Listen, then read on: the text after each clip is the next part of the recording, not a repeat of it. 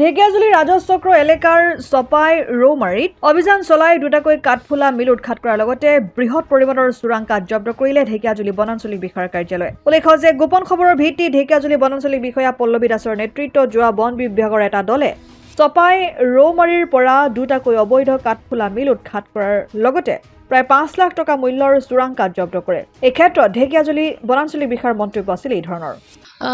আজি ৰাতিপুৱা 6:15 বজাত আমি আমাৰ ঢেকিয়াজুলি ষ্টাফৰ সৈতে মই নিজে গৈ চপাই ৰৌমাৰী কুকুৰাজুলি এৰিয়াত আপোনাৰ দুটাকে মিল আমি ইলিগেল মিল আমি জব্দ কৰিলোঁ। তাত আপোনাৰ বহু সংখ্যক পৰিমাণৰ আপুনি কাঠ পাইছোঁ। ধৰক গমাৰি আছিল, আপোনাৰ জিক্ৰী চাল আছিল, ফলক তেনেকুৱা ধৰণৰ কাঠ পোৱা গৈছিল, ফলা কাঠ।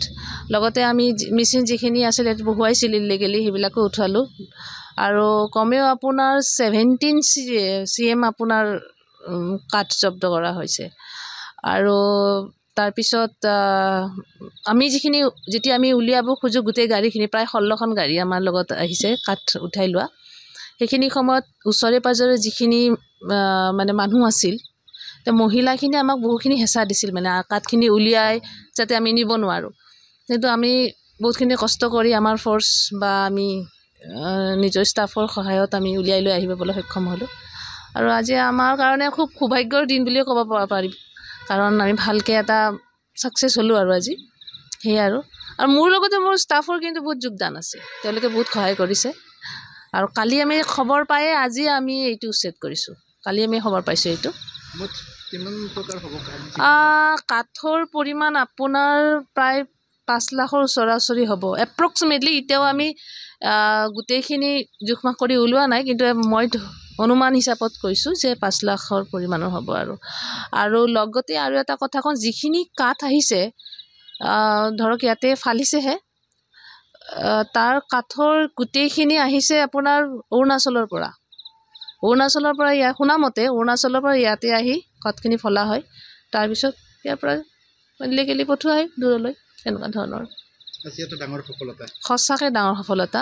আৰু এনেকুৱা নহয়, মই সুখী হৈছোঁ কাৰণ মই ঢেকিয়াজুলি ৰেঞ্জ অফিচ যেতিয়াৰ পৰা জইন কৰিছোঁ তেতিয়াৰ পৰা এইটো মোৰ 6 নম্বৰ মানে আপোনাৰ চৌমিল যিটো আছিল উচ্ছেদ কৰা। আজি 2টা, তাৰ আগতে মই চৰচাবাৰীত আকৌ 4টা কৰিছিলোঁ, তেনেকুৱা ধৰণৰ। তো আৰু অনাগত ভৱিষ্যতত যদি আৰু এনেকুৱা সুযোগ পাওঁ, আমি নিশ্চয়কৈ ঢেকিয়াজুলিত যিখিনি ইলিগেল কাঠ আছে এইখিনি আমি উচ্ছেদ কৰিবলৈ চেষ্টা কৰিম। ঢেকিয়াজুলিৰ পৰা প্ৰশান্ত বৈশ্যৰ ৰিপৰ্ট, অসম আদিত্য। NKS হুণ্ডাইলৈ স্বাগতম। নৰ্থ ইষ্টৰ প্ৰথম GDSI 2.0 ফিচাৰ্ছ ডিলাৰ হৈছে NKS হুণ্ডাই।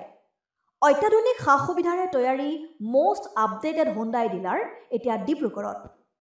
আমাৰ NKS হুণ্ডাই ডিলাৰত open sales consulted room, customer ৰুমৰ লগতে পুৰণি গাড়ীৰ এক্সচেঞ্জ ফেচিলিটিও ৰখা হৈছে। ইয়াত চেলছৰ লগতে ছাৰ্ভিচ ছেক্টৰৰ সুন্দৰ সুবিধা আছে। প্ৰয়োজনীয় সকলো এডভান্স টুলছ, হুইল বেলেন্সিং, এলাইনমেণ্টৰ অত্যাধুনিক machine, post hydraulic lift, fully ট্ৰেইনমেণ্ট পাৱাৰৰ লগতে nitrogen gas filling facility, fully automatic car washer ফেচিলিটিও আছে।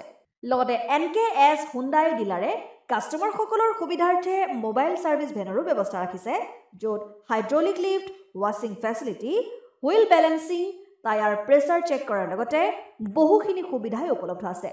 NKS হুণ্ডাইলৈ আহক আৰু সুবিধাসমূহ গ্ৰহণ কৰক।